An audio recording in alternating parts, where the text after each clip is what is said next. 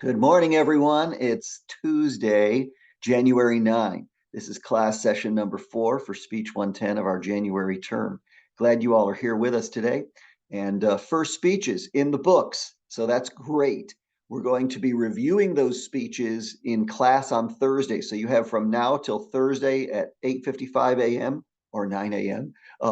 To watch all your classmates' speeches. You do that by going back to the forum, of course, and clicking on the links, and I'll show you that real quick at the I can probably show you right now, but we can show that at the end of class as well, just to make sure everybody is on the same page and knows how to do that. Okay, because it is valuable. You learn from watching your classmates. That's part of a component of our class. So I want to make sure that everybody does that. And you'll have one classmate in particular that you're assigned to respond to with an oral response in class on Thursday. And there are guidelines for that, which we'll go over. They're in a PowerPoint for you that are in the handouts, and I'll show you where that is before we leave today and assign your person to respond to. And if that person's speech isn't there, then you just pick another person and we'll have 2 people respond to that. But all the speeches are in, I think, except one right now. So hopefully we'll get that last one in.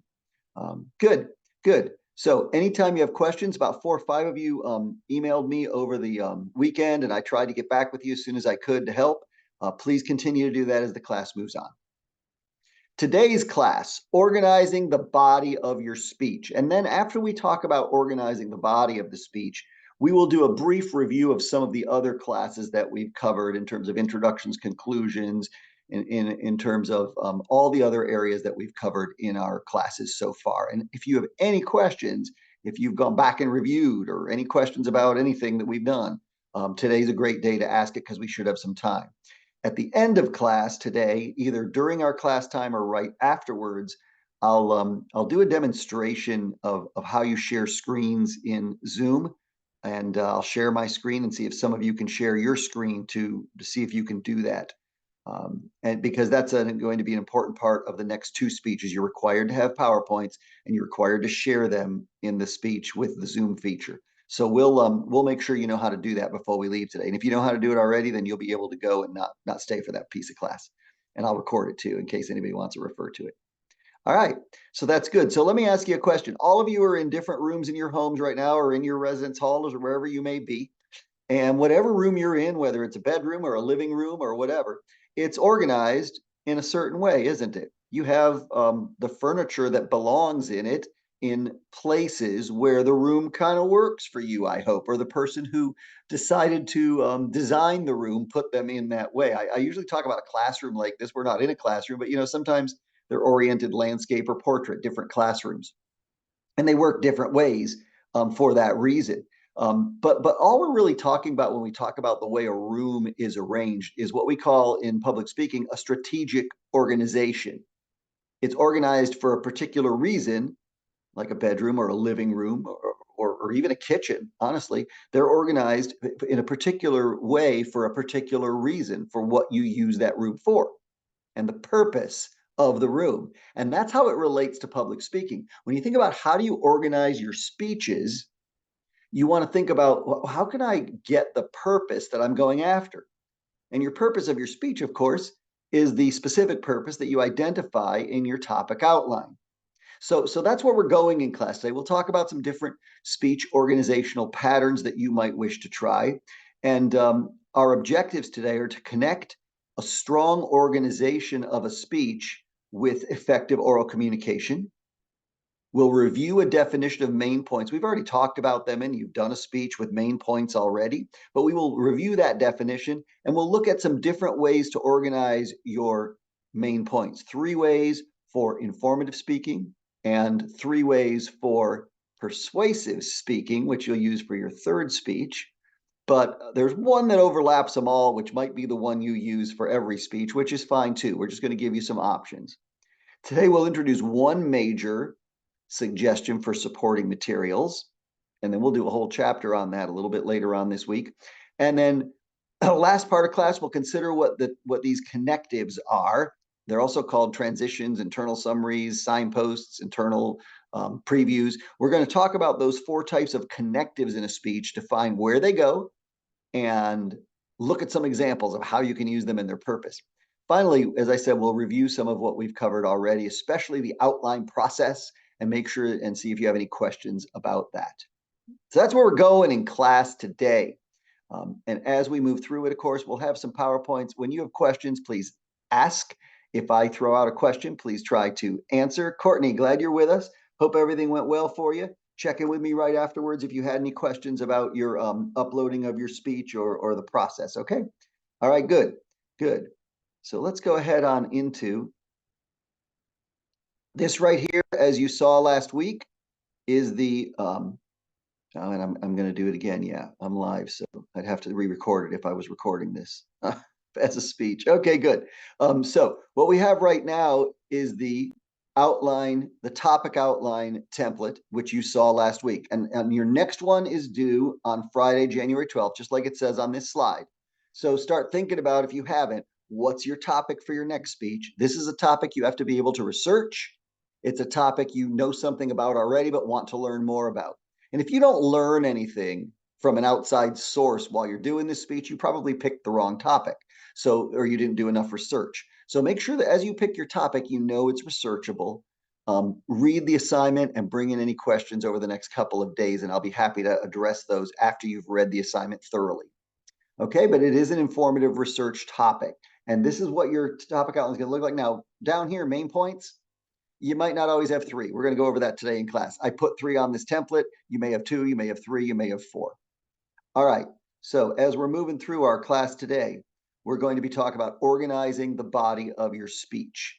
And as we already mentioned in class, the first term we're going to learn with this is called strategic organization.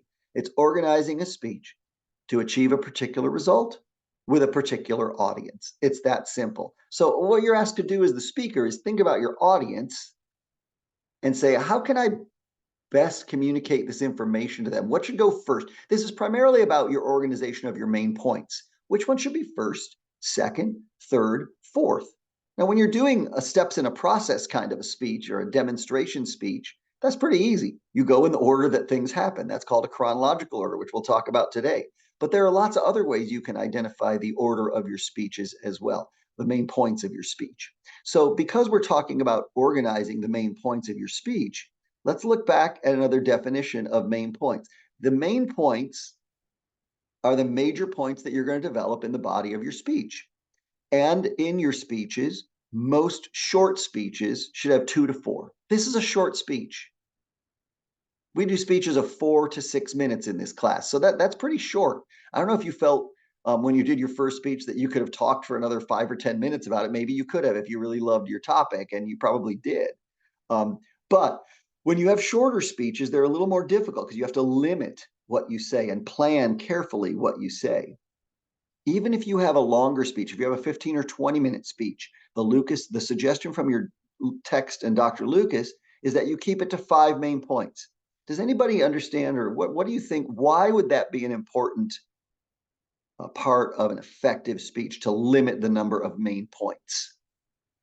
Why is that important? So that you can talk more about each one instead of just like saying it and continuing. Good, Faith. Yes, because you want to be able to elaborate enough on each one. Good. What if you have 45 minutes? Could you still have more than 5? Maybe, but what's the advantage of keeping it to maybe 5 major ideas maximum? If you use a lot of points, your audience can get lost and forget all that you That's cover. That's it. They're called main points because your goal of your speech is to get your audience to remember your main points. And not a lot of audience members will sit out there and write things down. I will, if I really like what the speaker's saying, and you might do that, yeah. But if you really want them to remember what you're talking about, then you want to make it easy for them to remember. So that's why the suggestion is to keep your main points short and direct and limit the number of main points. So most speeches are going to have 2 to 4, never really more than 5. That would be the advice that your author gives you, and I echo that. All right. Thanks, Ginny. Thanks, Faith, for adding in. Keep going as we move through class today. So there are lots of different ways you can organize your main points of your speech. In informative speaking, you might go chronologically. And in this type of organizational pattern, the main points follow how they happen in time. The example I gave you was if you were doing a demonstration speech. Hi, Maddie. Glad you're here. We're talking about organizing the body of the speech today, and this is chapter 9 of your text, everybody. If you want to jot that down, if you want to go back to it later, this is a chapter 9 notes. But what we're talking about with chronological is they happen as they happened in time. And you might go from oldest to newest, you might go newest to oldest.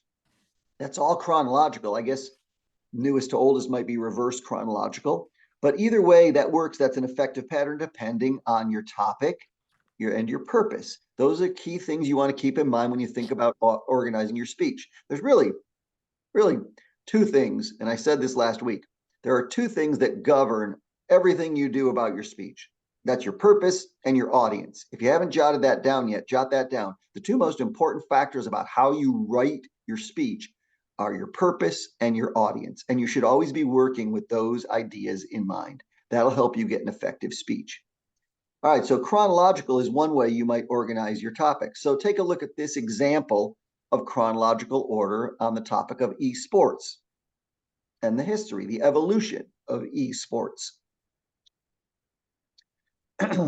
It makes sense to an audience to hear a topic in chronological order if you're going to be going through its evolution or its history. Yep. So we've got 4 decades of esports, or I guess 5 decades now, if it started in the 80s. Wow, I didn't know it started in the 80s. Okay, good. That's when we used to have to go put quarters in machines. I know, I was in college then. So yeah, that's how we used to have to play esports back then. And then after I was done, my buddy would go and play. All right, good. So, but this is the evolution of esports. This is an example of main points organized in a chronological organizational pattern. Another way you might organize your main points is called spatially. Now look at that word spatial. It's not exactly the same word, but it means that main points follow a directional pattern. It's how they're arranged in space. So for an example, I'll show you an example in a moment, but if you were talking about 3 great restaurants in Newberry, you might organize them spatially as closest to Newberry College and furthest away from Newberry College. That would be spatial organization, because you're talking about how they land in space. And it makes sense for that topic if that's what you want to do, especially if, people want to know where they are so they can go see them. So that's one idea you might have for spatial. It's just organizing how they are in space instead of how they are in time. Now, here's an example that doesn't have to do with physical objects, but I guess a hurricane is a physical object, but it's going from the center of a hurricane out.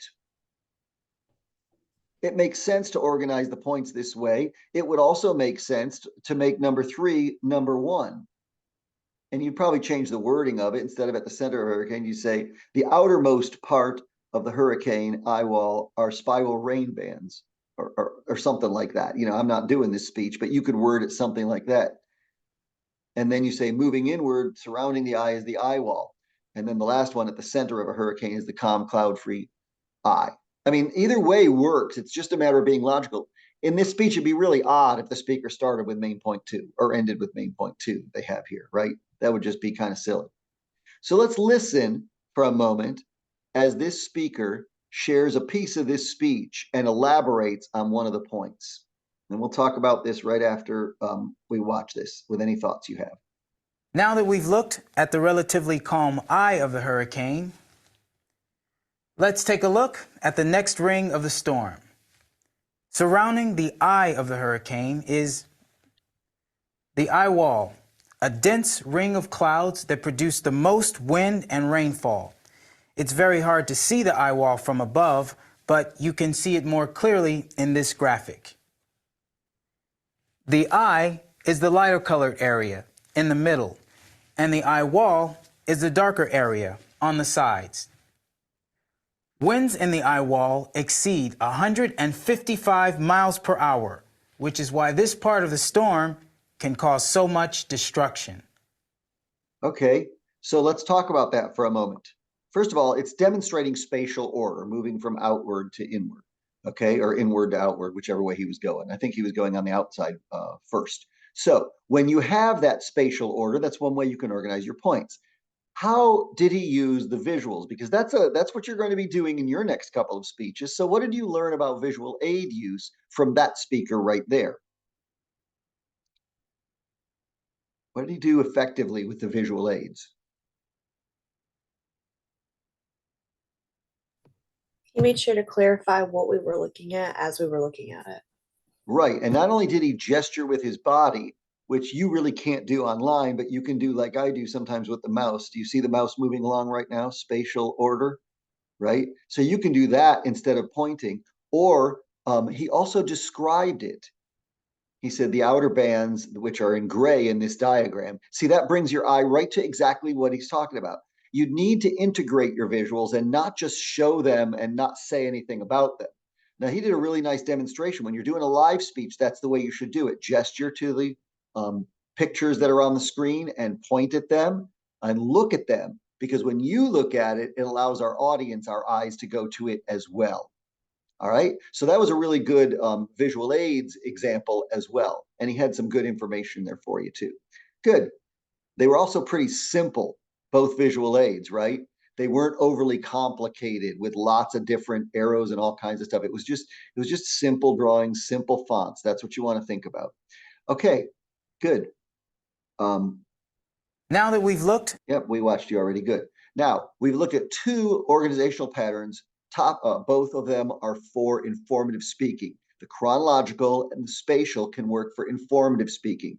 If you're going to do a persuasive speech, that means you're arguing. And one way you might set it up is in causal order. Notice that word up there. It's C-A-U-S, cause, like C-A-U-S-E. Causal order shows a cause-effect relationship between the main points. You're arguing that A caused B to happen, or some event caused another to happen. That's what causal order is, showing a cause-effect relationship. And this is only used for persuasive speaking. So if you're taking notes, jot down, this one's for persuasive. We won't be using that for speech number 2, but you might want to think about it for speech 3. And here is an example of causal organizational pattern with two main points. I'll give you a moment to read those.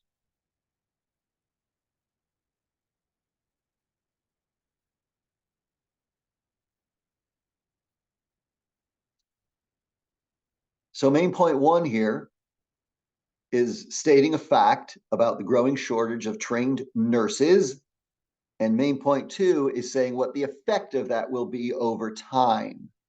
That's the causal order, cause and effect. Now, if this student was doing this speech, or this professional was doing this speech, a listener, a good critical listener, would expect that there would be some statistics that are documentation and the sources cited to back up these claims. Because right now these are claims and you might believe them, but you'll be asked as a speaker, and other speakers should do this too, to back them up with research.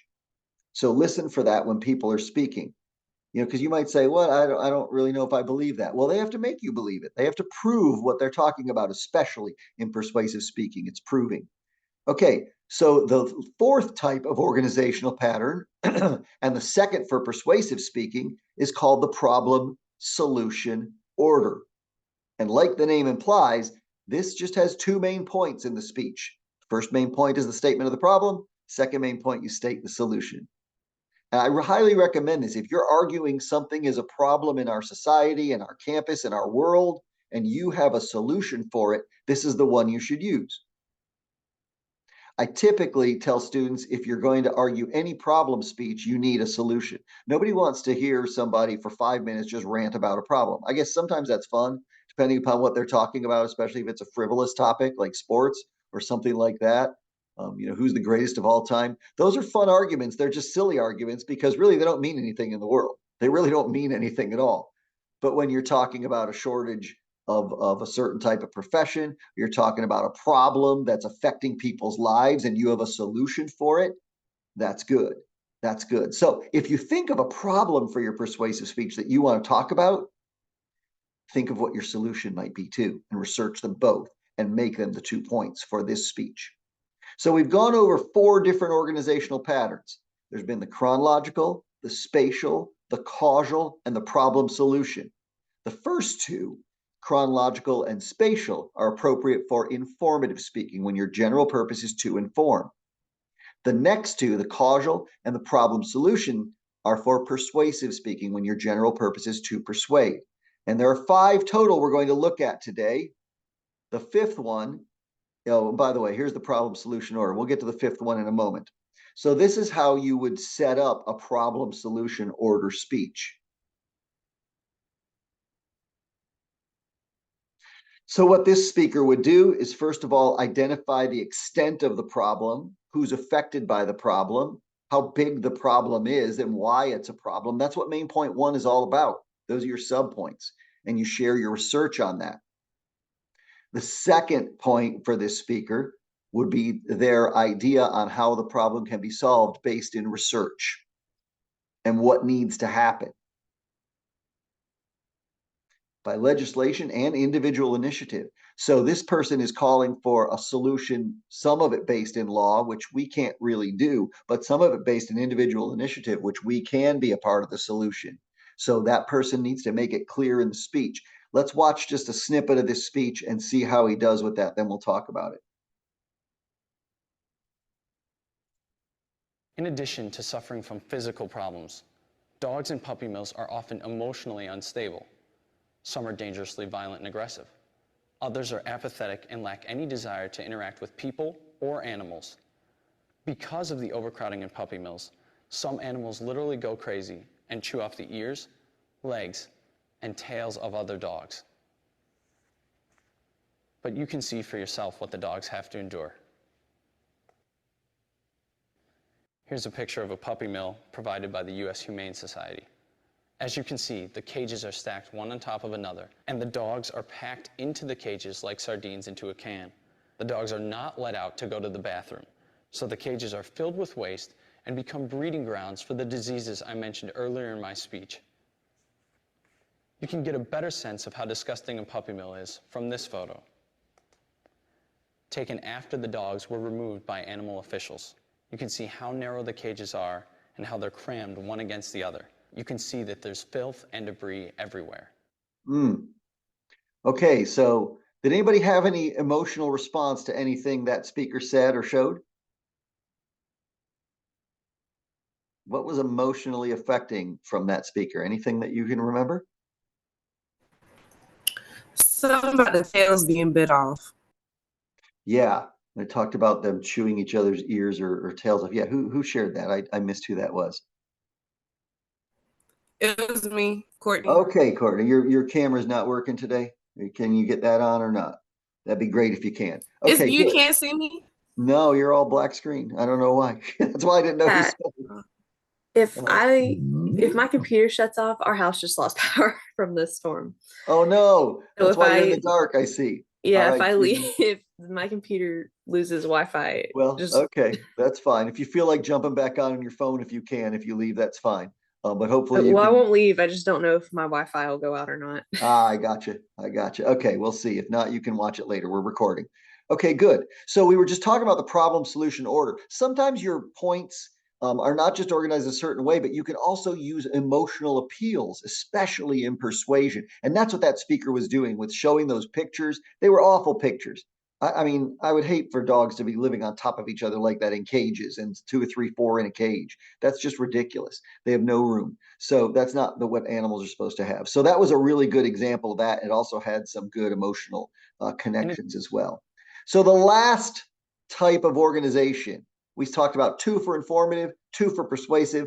Topical organization works for any kind of a speech. And it's when you divide your main points into logical, consistent categories. This is probably what most of you used for your first speech. And then you just had to decide which one was first, which one was second. And I hope you gave that some thought. But for all your other speeches, you might think, okay, I've got 3 points here. What order are they best going to hit the audience in? And maybe you should have a reason for that as well. Don't just write them down in the order that you thought of them. But after you figure out what your points are going to be, if you have 3 or 4, say, okay, now what order should these go in to maybe make the most impact on the audience? And that's called a topical organization. This organizational pattern works for both persuasive and informative speaking. Here is an example of a speech about a person organized in a topical organizational pattern. Notice that there's 3 areas of this speaker, 3 features of their work life. And that's what this speaker is communicating to the audience: entertainer, spy, and work for racial equality. Okay, so this is good. Again, like in your speech, I gave some of you some feedback. I said on your topic outlines that make sure you get the title of the song or the name of the object or the name of the piece of literature in each main point. Notice how they do this here. Now, in the subpoints, you could say she if you're talking about Josephine Baker, if that's her pronoun.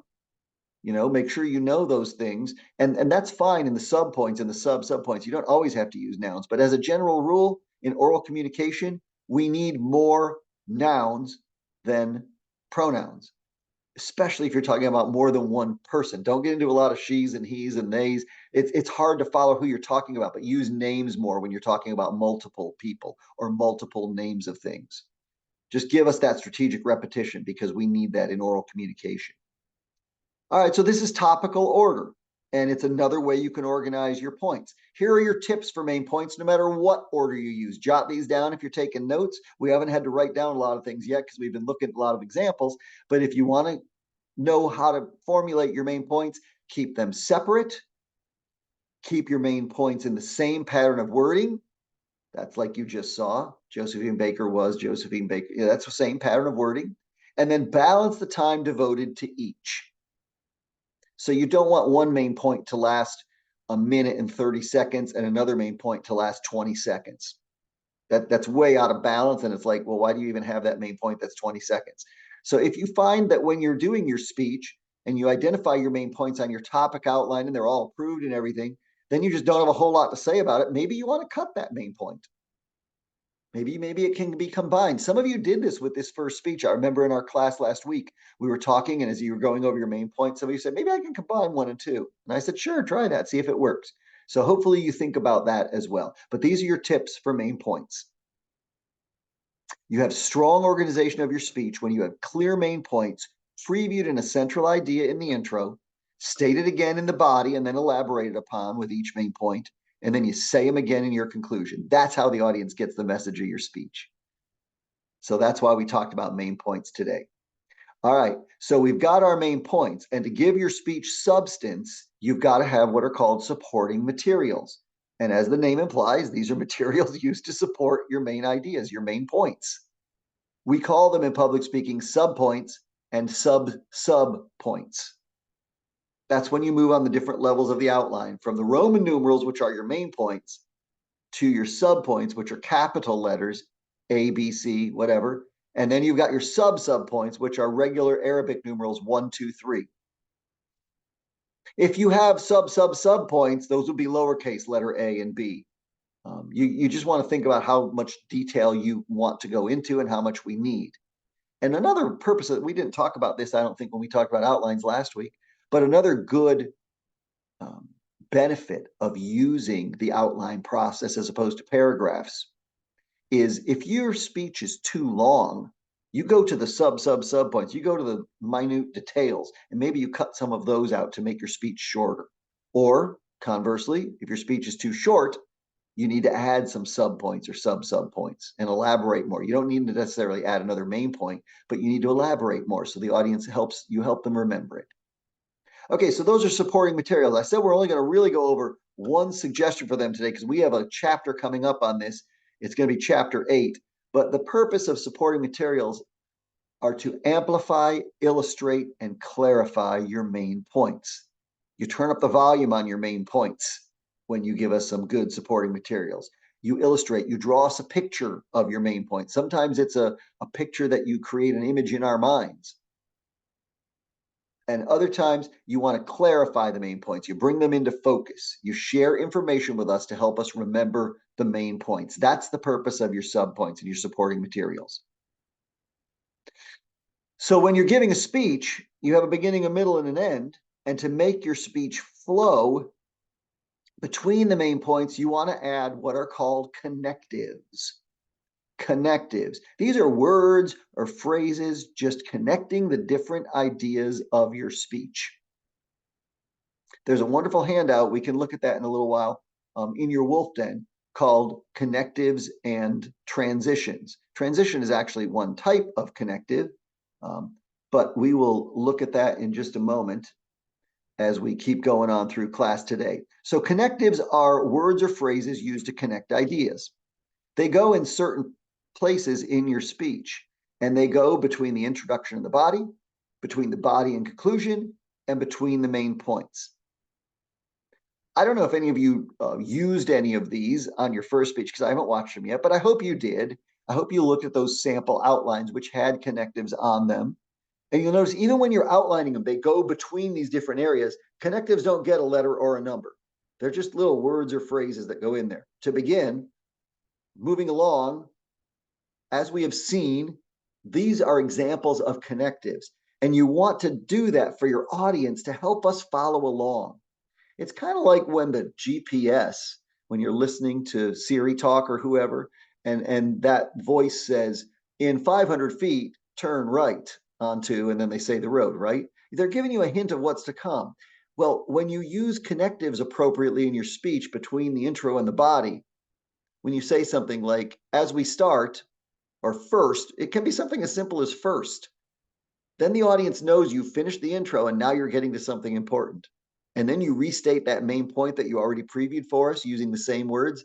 That's how we know where you are. That's how you bring us along in your speech and you don't lose us. So the reason you want good organization is to help the audience follow. And one of the big ways you help us follow is with good connectives. And this is where they go in every speech. So if you only have 2 main points, you have fewer connectives probably. If you have 4 main points, you're going to need to think of a few more.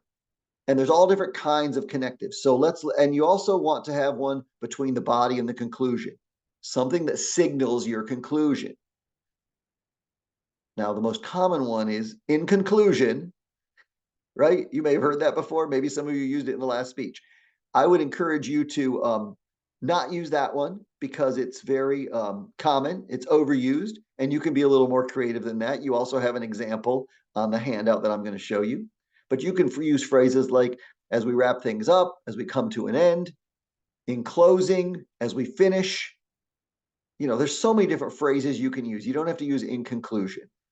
But that's the idea. If you can't think of anything else, use in conclusion. You won't get marks for creativity, but you'll get credit for having a connective in the right place. And that's important too.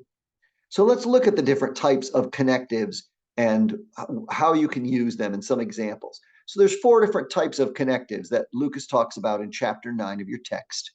You've got the transition, the internal preview, the internal summary, and the signpost. Look at these each more individually with a definition and an example. So the transition just indicates you've finished with one thought and moving on to the other. It's kind of like you're stopping your speech and saying, hey, audience, I just finished the intro. Now here's main point 1. Okay, that's not a good, effective, creative transition, but that's what you want to communicate to your audience, but using a little bit more aesthetically pleasing phrase. Here are some examples of transitions. The underlined phrases are your transitions. So this speaker might be moving from main point 1 to 2. And main point 1 was Cesar Chavez as a community organizer. And main point 2 would be Cesar Chavez was a labor leader. Okay, so you can use phrases like that as a transition. It helps the audience know you're done talking about 1 and you're going to number 2 or something like that. The second type of transition is, or connective, I should say, is called an internal preview.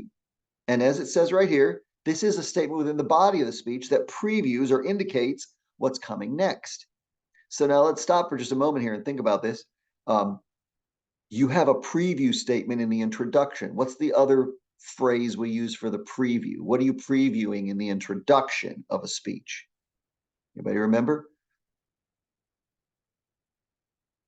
Hopefully you all did it. It's part of the requirements of an intro. What is it? Your central idea. That's right. Faith, that was you? That's very good. Yes. No, that wasn't you. Who was that? Me. Jenny. Okay, good. Faith almost got credit for that. Jenny does. Faith, you can get credit next time. Just make sure you speak up. Okay, good. Your central idea is your preview of your main points. Well, the internal preview functions exactly like that, only you're previewing subpoints. You're previewing what's coming in that only little main point section of the speech. So let's take a look at how that might be worded in a speech. Okay, here's an internal preview. Take a look at it and then we'll talk about it.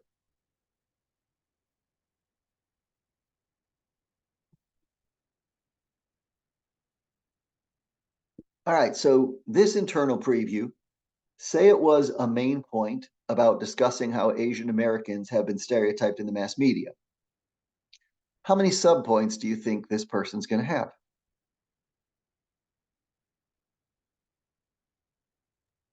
Three. Based on what they've said. Three. Three? Anybody have another idea? Two. Two? Okay, so we got 3 and 2. Which one do you think it is? We got a couple of different one here. Deani, Hudson, you're getting credit for that. Deani, you getting credit too. So because they're saying we'll look first at the origins, second at its continuing impact. There's 2 subpoints there that they're previewing for you. And what this does, everybody, is it just gives you as a listener a little bit of clue on for what to listen. Okay, origins, then impact today. Great, I know. And then you know where the speaker's going in the speech. And you would guess by this internal preview that after the speaker finishes talking about the continuing impact today, they would be moving to the next point, discussing how Mexican Americans have been stereotyped in the mass media. Okay, something like that. So that's what you want to think about as you plan your speech. Again, you're leading your audience on a journey. You're taking us with you on a journey, and you don't want to lose us. So there's no hinting around in public speaking. It's very direct. It's very straightforward. This is what we're going to talk about. All right, here's the 2 points we're going to talk about in here. You don't say it in those words because that's kind of, I don't know, clunky, but you say it like this. And this says the same thing in a little bit more aesthetically pleasing way. It's easier on the ears. All right, everybody clear on those first 2? We've talked about transitions and internal previews. Questions? Good. So you want to start thinking about how you can work these phrases into your speech. All right, the internal summary is kind of the opposite of the internal preview. Usually this is a transition when you have 3 or 4 points in a speech. It's a transition that you'll use nearer to the end when you're going to your last main point, and you summarize the preceding points before you move on. That's an internal summary. Let's take a look at what that might be like in a sample speech. All right, take a look at this and then we'll talk about it.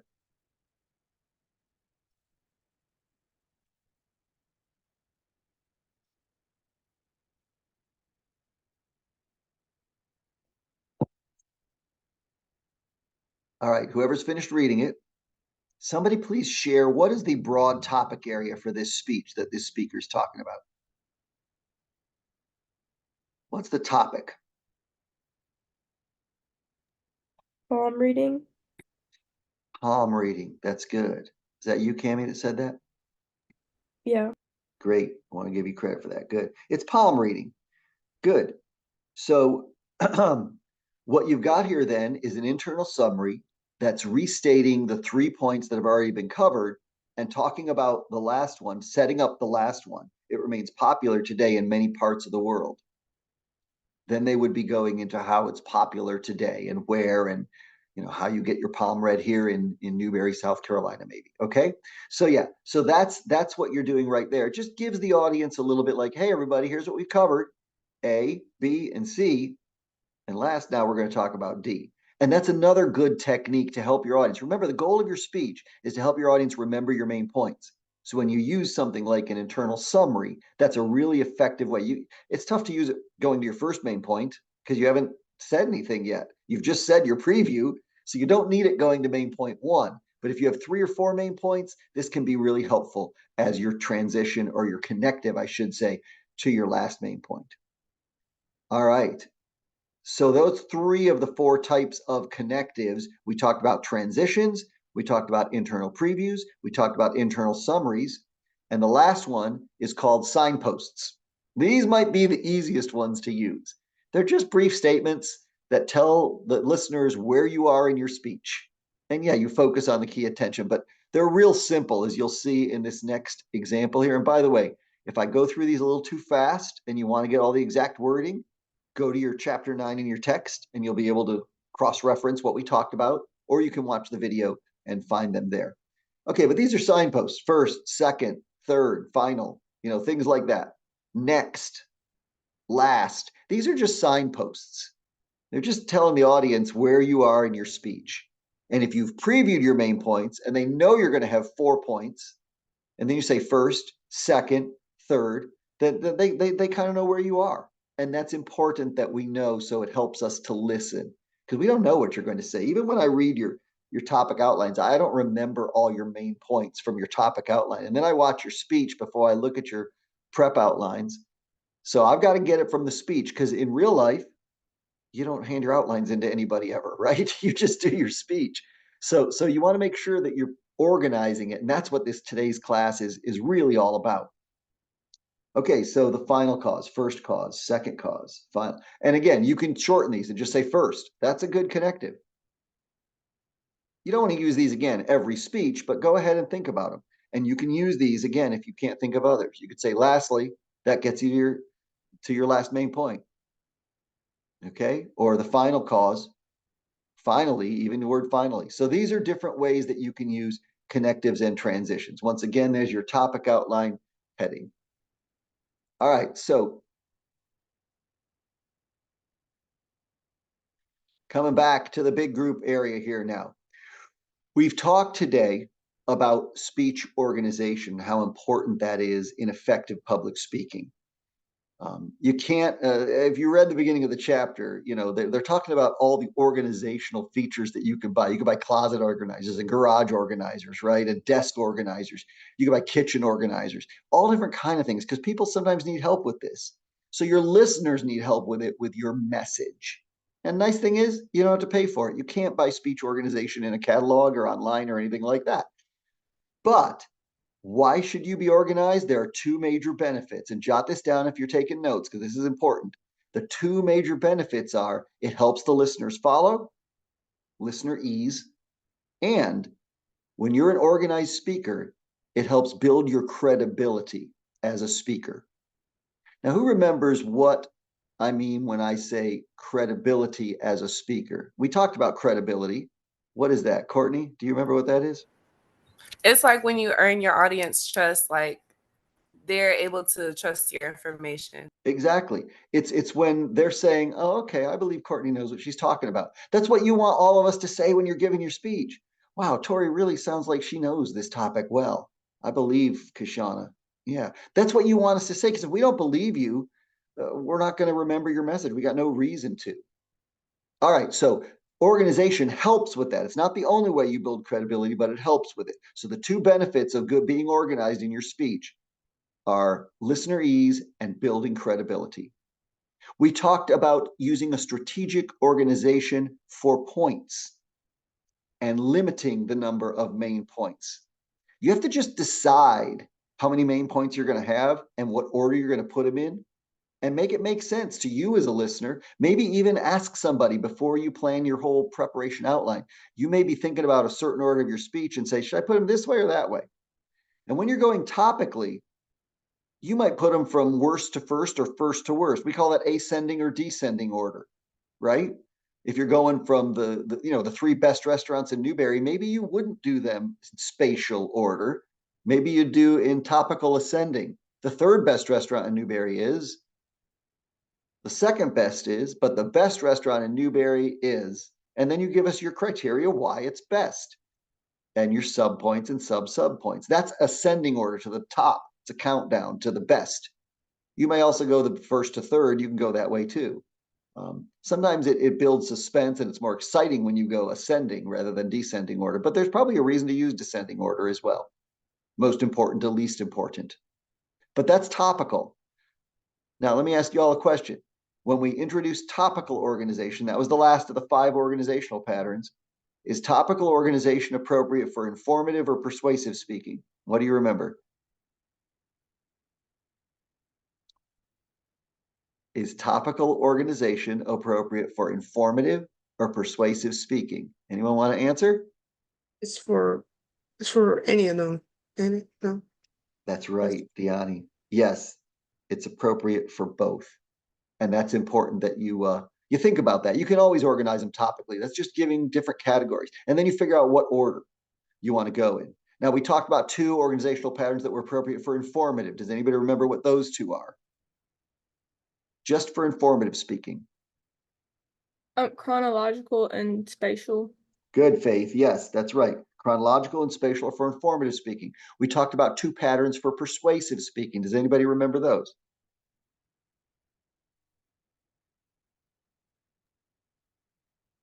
Problem, solution order, and casual order. Causal. Causal order. Causal. And what does causal order mean? Main point, show, cause and effect relationships. Cause and effect. That's how you remember how it's spoken too, right? Causal. You probably won't ever say it anyway in your speech, but it's just so you know, it's causal order. Yes. We will get to one other important pattern for persuasion when we do persuasive speaking called motivated sequence. That's when you want to motivate an audience to take a particular action, but we didn't get to that one today. That'll come a little bit later in the class. But the idea is that you decide what your main points are, then you decide how you want to organize them. And all of this is wound up in the strategic organization trying to achieve a particular purpose with your speech with a particular audience. We reviewed what a central idea is and main points. And you want to make sure that with your main points, you get some sub points and sub points to support them, to amplify, to illustrate, to clarify the main points. That's how you develop them. And then lastly, we tied in the idea of connectives. 4 different kinds of connectives. Who remembers any one of the 4 kinds of connectives and can talk about it a little bit? What's one of the 4 kinds of connectives we talked about?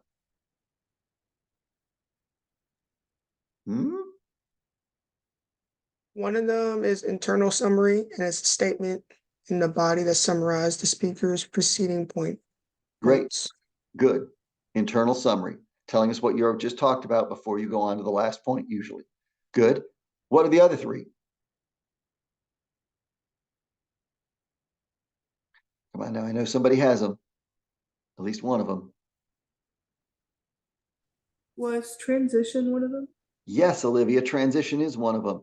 And these are probably really simple ones. These are just words or phrases that help tell the audience, hey, I'm done with this point, go into another one. Hey, I'm done with the intro, go into the other one. And you just use words like we have spoken so far or as you've seen, just phrases like that. Okay, good. What's another type? We got the internal summary. We have the transition. What are the other 2? Signposts. Signposts, Faith. Talk about that a little bit. What are those? It's just like brief descriptions. Yeah, just to get you to the next. Sometimes they're numbers like first, second, third, or next, or last. Those are signposts. And the last one, it's not an internal summary, but it's an internal what?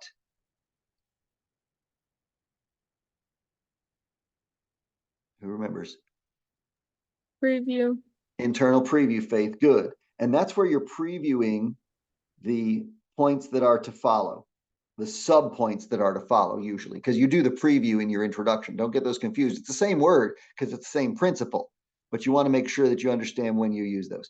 So the point is, everybody, if you give your speech proper strategic organization, your presentation is, and your room, if you will, is going to work for its maximum benefit. Give the speech proper organization for listener ease and to build your credibility. Okay. Any questions over anything we covered today in terms of organizing the body of the speech? No? Okay. Then let's go do some review. All right. So as we get ready for your other speeches now, your next topic outline is due Friday. If you finish it by tomorrow, which is Wednesday, and you come into class early or want to stay a little bit after tomorrow and go over that outline with me, I'm happy to do that. You can turn it in early and I'll give you feedback on it before you submit it. I don't want you to submit it via email and I'll write you feedback. Your opportunity to do it early and talk about it in our class or right before or after is what I'm offering. So if you want to do that, go ahead and plan it. Maybe you have an idea. Remember last week we did the clustering worksheet where we identified a lot of topics we might want to hear speeches about. You remember that? Nod your head if you know what I'm talking about, right? Yeah? Okay, good. Well, that document is posted in your handouts tab in Wolf Den. And if you want to refer back to that to choose one of those topics, please do. They were a lot of really broad topics. So if you choose one, you're going to want to narrow it down to what you can do in 5 minutes. but they're topics there that you could research and that you might want to do a speech on, or you might think of a brand new one, and that's fine too. Okay, so that's due on Friday. If you want to do it early, please do. Now, as you're working on your next set of speeches, your informative research speech, the preparation outline is probably going to look very much like this document right here. Is everyone seeing the acupuncture speech, the preparation outline? Yes? Okay, good. So this person's doing a speech on acupuncture. And we've got a specific purpose here. Notice the wording of it. Okay. How many main points is this speaker going to have? I'm trying to cover them up, but I can't. How many main points is this speaker going to have based on this right here? 4. 4. 4. Yeah, 4. That's good. Yes. All right. Terrific. Yes. So as you're looking at it, think about how you word your main points. And let's apply some of what we just learned today. So this person right here, this is the topic outline. This is also the heading of the prep outline. Right? You just change it into the heading and you name it heading on the prep outline. Okay, good. Let's look at the central idea. Do we see 4 points that are previewed here?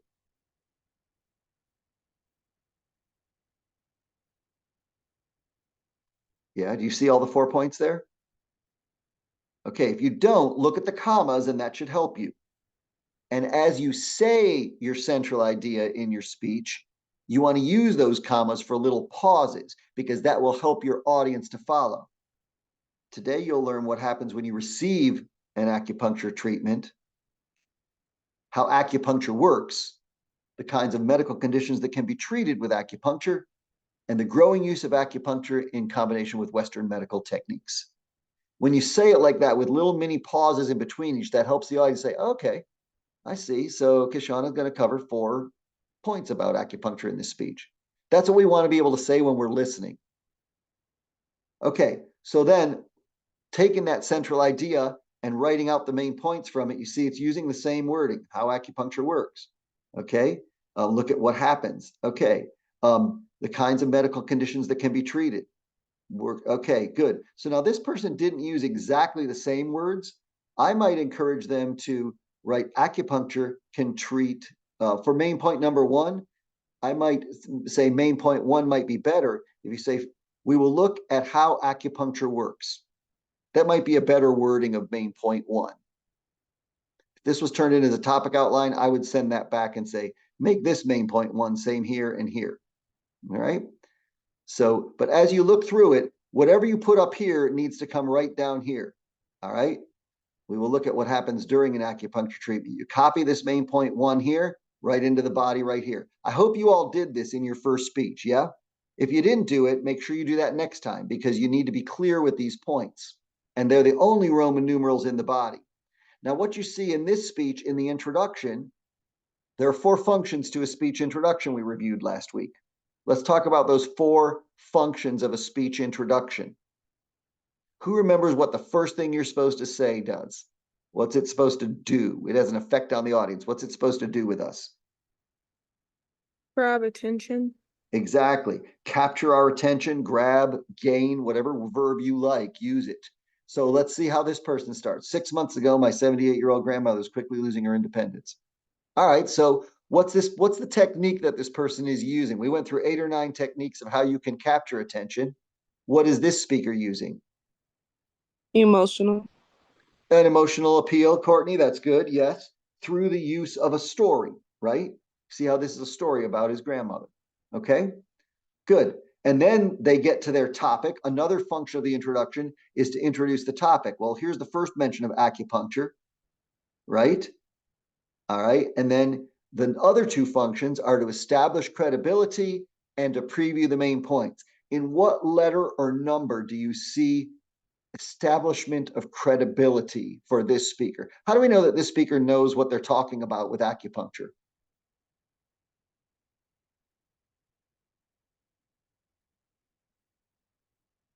Five. Okay. And what does 5 say? Kensley, that was you. What is 5? What is 5 Yeah. telling you? Why does that help establish credibility? They said they began acupuncture treatments for their headaches and their headaches disappeared, so they began. the acupuncture and like learn from it. So They it's learn helpful. from experience. Experience is a great way to build credibility. But as you know, the next speech requires research. So it's not the only way to build credibility. And while there's no research that's cited in this particular introduction, the speaker will get to research and you build your credibility throughout by citing your sources, which we'll show you in a moment. The last function of the intro, after you capture attention, introduce topic, establish your credibility and goodwill, then you have to preview the main point. So where's the preview statement here? What number is that? The central idea.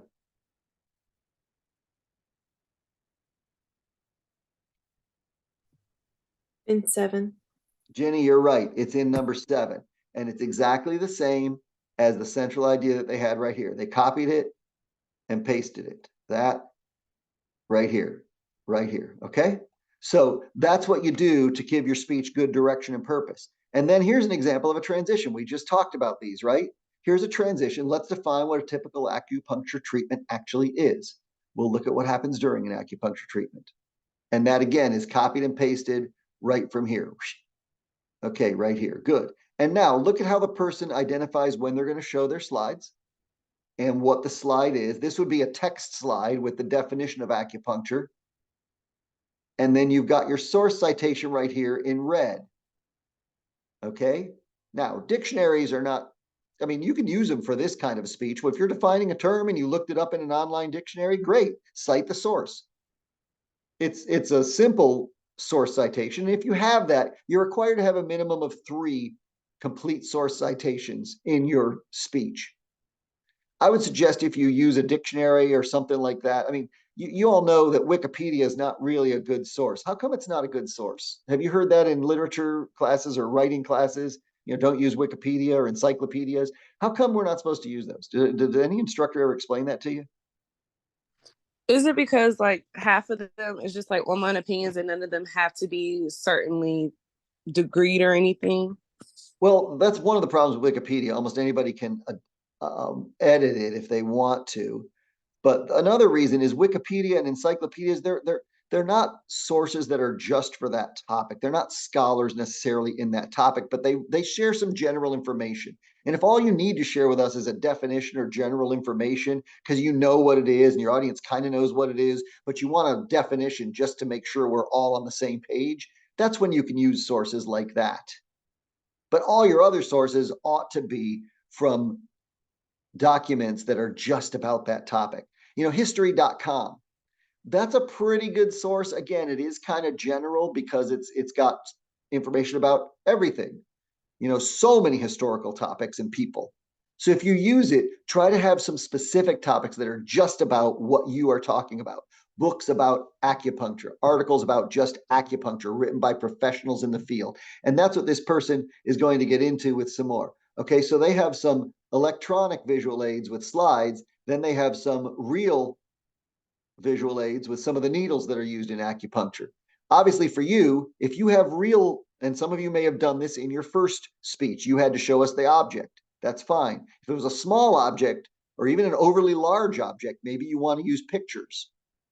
If you can't bring it into the classroom, sometimes you want to use photos as well. All right, so this is the development for main point. Now, looking at this speech, this is a pretty long outline. I don't think yours has to be quite this long. I think this is a 7 to 10 minute speech. You're asked to go 4 to 6. So you could probably have less in your outline than this, but this is good development. And if you were to just like cut main point 4 out of this speech, it might be what you want to do. Like if you just didn't have all this right here, all of main point 4, okay? But this is a good example of an outline. So don't worry if yours isn't quite this long when you create yours. But you got another nice connective here, trying to anticipate what the audience might be thinking as a connective. That's good. Then you've got a source citation here. You've got the author, the date, the title of the book, and what was said in it. That's a pretty good source citation. Here's another one. The World Health Organization. Read this right here. Okay, it was published here. Good. And then you've got another slide. So you see how this is set up. I'm not going to read the whole thing to you, but I'm going to encourage. Now, this person has a ton of different sources. They're not all listed here, but when you do your works cited, You should have complete source citations, including these. And as I said last week, what kind of format do you put your work cited in? Does anybody remember the two options that we talked about for that? Think about when you've written a paper. What have you used to write down how your sources go? What kind of format have you learned? MLA and APA. That's right, Courtney. Depending upon your area of study, if you're in a more arts or humanities area, you probably want to use MLA.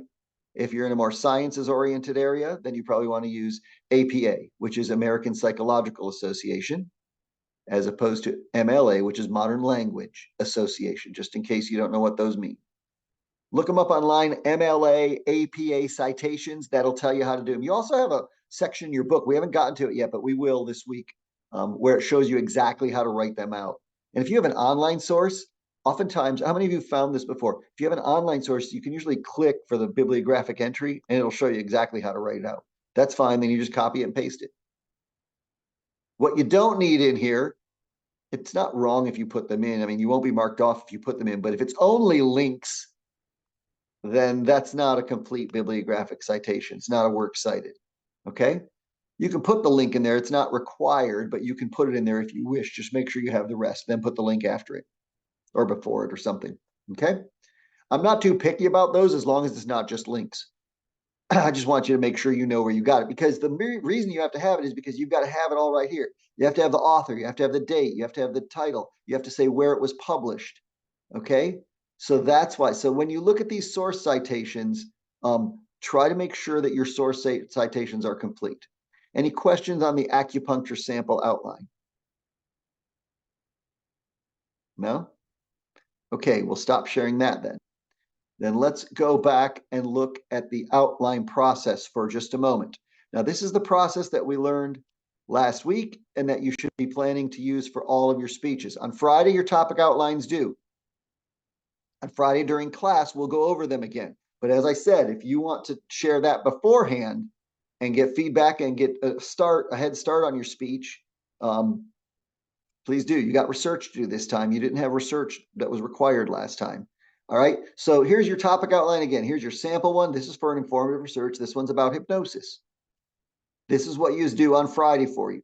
Then you move it into the preparation outline. If you didn't go and read all this, please do. I referred a couple of you to this handout when you sent me a question.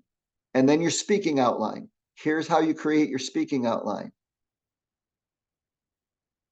And then keywords only. Those are the two steps. You remove the heading and the works cited, so you're left with just intro, body, conclusion, and then you take out about half or 2/3 of the words. Leave the visual framework. And you do have examples of those. I'll show you those in your text again. If you want to know if you're doing your outlines correctly, see if you can check all these boxes for your topic outline. See if you can check all these boxes for your prep outline. And same with the speaking. If you can, then they're probably going to be pretty good outlines. We don't just use bullet points in Speech 110. We use Roman numerals, then capital letters, then Arabic numerals, then lowercase letters. So you want to make sure that you keep all that format going. That's what the visual framework is. Any questions on the outline process? No?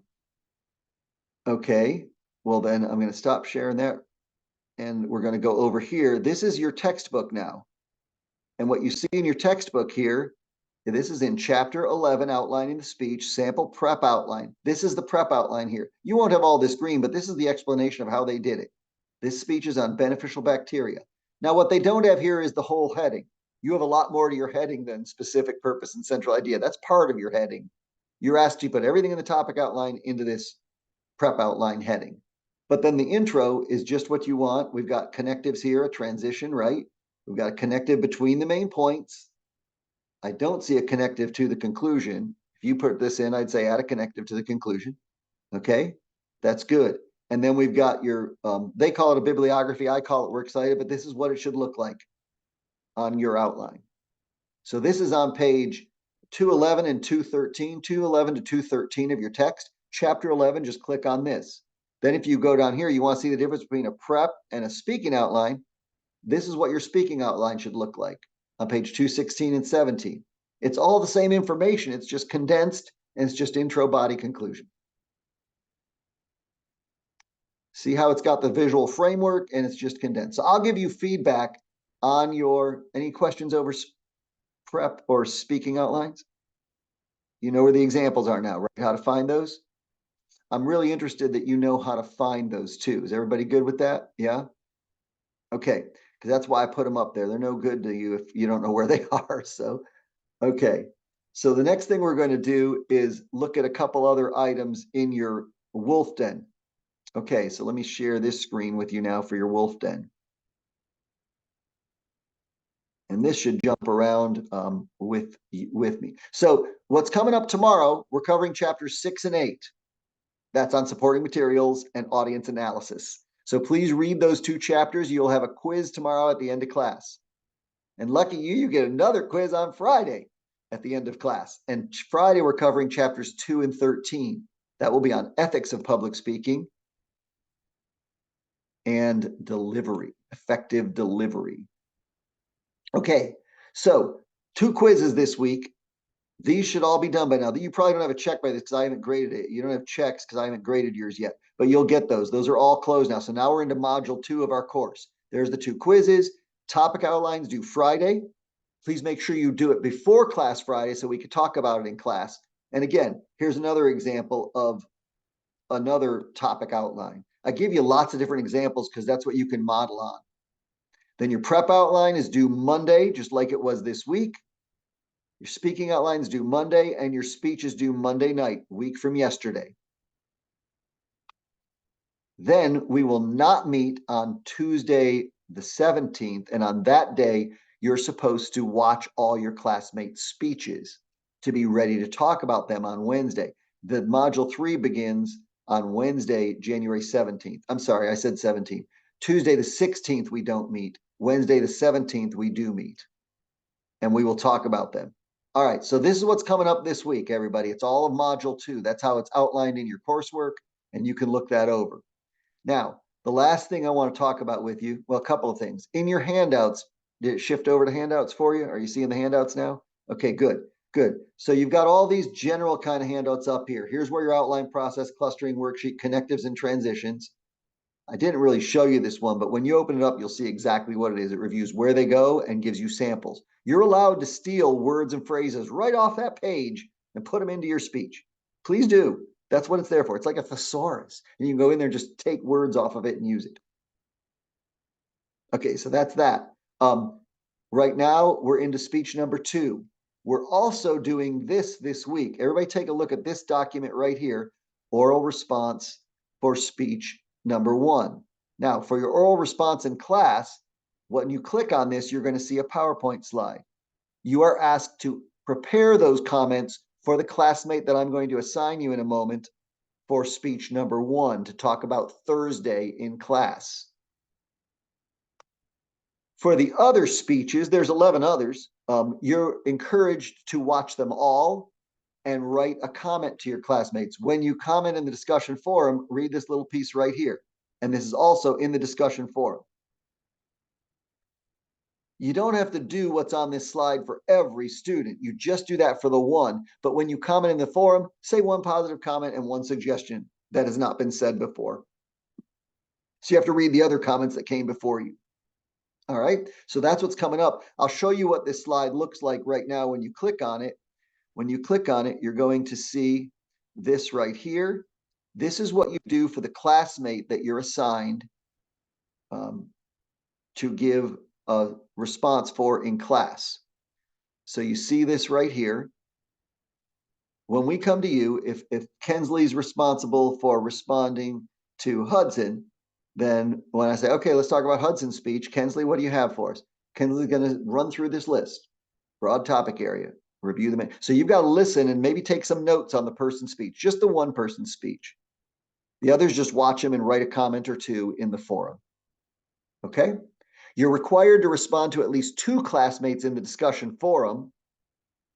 However, I encourage you to respond to all your classmates because you can learn from each other and share some comments, but you also get more participation credit the more classmates to whom you respond in the discussion forum. That's participation credit. That's outlined on your syllabus, and I'm telling you now, so if you want to earn more participation credit, make sure you do that. But they have to be original comments. If somebody says you looked very professional in your attire as a positive, you've got to say something different to get credit. If that's the only positive you could think of, then write it. You won't get credit for that, but at least write it and reinforce what your classmate said. All right. So this is what you're going to cover in your oral response. For the written response, it's just 2 comments. Questions on that? No? Okay, good. And to find that response, that PowerPoint, once again, it's right here in your Wolf Den in the second section on handouts. It's right here, oral response. All right. And the oral responses are due when? Thursday, is it? Say that again, Deani. The oral responses, like the ones from the PowerPoint, we're gonna talk about it Thursday. Thursday in class, yes. Thursday. Because tomorrow we're doing 2 chapters. That gives us all a couple of days to watch all the speeches. You probably need an hour and a half or 2 hours to watch all the speeches. If you don't want to do them all at once, go watch 3 of them. Then come back in a half an hour and, it'll take you 30 minutes at each time or something. Watch 3 more. It might not even take that long. And when you watch them, go ahead and write your response. I'd start with the person that you're going to be assigned so you're ready for class Thursday and jot down some notes so you can share them. And then go back and watch the rest of your classmates. Because when we talk about them in class, we're going to let the person who's assigned talk first. And then anybody else that has comments can add in. Because the person is not going to say everything about the speech. So everybody clear on this response assignment? Yes? Good. All right, good. So who are you responding to? Here you go. Ready? Virginia and Kensley, please respond to each other's speeches. Ginny and Kensley. Tori and Courtney, please respond to each other's speeches. Tori Rose and Courtney Belton. Keshana and Cammie, please respond to each other's speeches. Keshana Seabrook and Cammie Brew. Faith and Deani, please respond to each other's speeches. Faith and Deani. Hudson, please respond to Olivia and vice versa. Olivia and Hudson. And finally, that leaves Sam and Maddie. Please respond to each other's speeches. Sam, Dressel, and Madeline's. Say your last name for me, Madeline. Skinner? Skinner. Okay, Skinner. Okay, good. Great. Okay. Sam and Madeline, you guys respond to each other's speeches. Okay. And that's what you use the PowerPoint slide for. And the others, when you watch them again, just do a comment to the positive and a comment to suggestion. So the last item I'll share with you, everybody clear on the responses for this round? Yeah. It'll be somebody different next round that I ask you to respond to. So we all get different kind of feedback. Okay. So the last thing we're going to look at today, and then we'll wrap up our class perhaps a little early, is going to be your discussion forums. So when you go to the forum, you've all been here now because you uploaded your speeches, right? When you go to here, just click on this one and you'll see all the speeches that are uploaded. And then see there's no replies right now. Well, there's going to be lots of replies by Thursday morning. I'll reply to them on your evaluation sheet. I won't reply to them here, but you'll get all my comments on an evaluation sheet that I upload to your assignment in Wolfden. That's just for you. But your classmates respond here. And I will note who responds and make sure you get your participation credit. I'll just send you a little note that says participation credit awarded. So you know you got your credit for it. Okay? So when you go here and you click on this, it'll take you to the link, just like when you uploaded it. And then this just goes right to the YouTube. I don't know if it's going to the YouTube for you or not, but it's going to the YouTube for me, and I'll be able to watch Olivia's speech like this. I'm going back now because I'm not going to watch her speech right now. I'll watch them later. Okay? So that's the forums. Nobody had any trouble uploading, it looks like, so that's great. But you want to make sure that you do that. And also the directions about how you respond are also in the forums. Any questions? We covered a lot today, but primarily we covered organizing the speech and getting you ready. We reviewed outlines, we reviewed intros. Any other questions over anything we've covered? No? All right. If you want to stay in the class for a moment after we stop recording, I'll go over the procedure for sharing slides in a Zoom meeting as you're recording. But before we go, for homework, read chapters 6 and 8. Remember, you have a quiz. It's chapters 6 and 8 tomorrow, and we're going to have a quiz after class. When you get your responses to your outlines and your speech, make sure you read those over. Some of those will be going in later today, and I'll finish them tomorrow. Watch all your classmates' speeches by 9 a.m. Thursday morning. Respond to at least 2, but as many as you want in the forum. And by the way, the person that you're going to respond to orally in class, you probably should respond to 2 others. So you have to see at least 3 speeches. Respond to 2 others in the forum. And you can respond to them too, but at least 2 others. And then your oral responses in class on Thursday. And then just review what we've done. Bring any questions you have about any part of the speech making process or anything we've covered, because we've covered a lot of chapters already. We've done 1, 2, 3, 4, 5, 6, 7. We've done 7 chapters already in 4 days of class, because that's like a lot more classes in fall or spring. So, but it's a lot in January. You guys are doing a great job of keeping up. So keep up that work. All right. Any final questions before we end today? No? Okay, then if you wish to stay, I'm going to go ahead and stop our recording.